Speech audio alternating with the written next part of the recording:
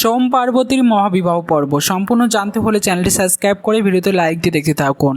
জি বাংলার নতুন সিরিয়াল দাদামণি ধারাবাহিকের গল্প খুব জমজমাট। দাদামণি অর্থাৎ সোম চায় তার সব বোনেদের বিয়ে দিতে, তার বড় বোন রত্না তার আগেই বিয়ে দেবে। সেই জন্য একটা জ্যোতিষীকে ধরে আনে, বলে যে সবার কুষ্টি দেখতে দেখতে জ্যোতিষী বলে দেয় প্রথমে বিয়ে হবে সোমের।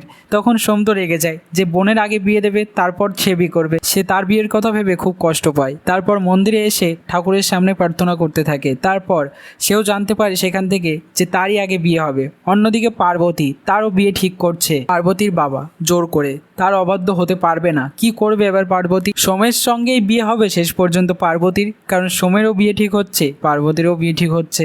এবার শেষ অবধি গিয়ে পার্বতীর বিয়েটা ভেঙে গিয়ে সোমের সঙ্গেই বিয়ে সম্পন্ন হবে, কারণ সোমের ছোটবেলা থেকে প্রেমিক পার্বতী, তাকে বড্ড বেশি ভালোবাসে সোম, তার সঙ্গেই বিয়ে হতে চলেছে। তো সোম পার্বতীর বিয়ে হলে কেমন লাগবে, কতটা এক্সাইটেড তোমরা, ওতে অবশ্যই কমেন্টসে জানিয়ে এখনই সাবস্ক্রাইব করে নাও আমাদের ইউটিউব চ্যানেল। ধন্যবাদ সবাইকে।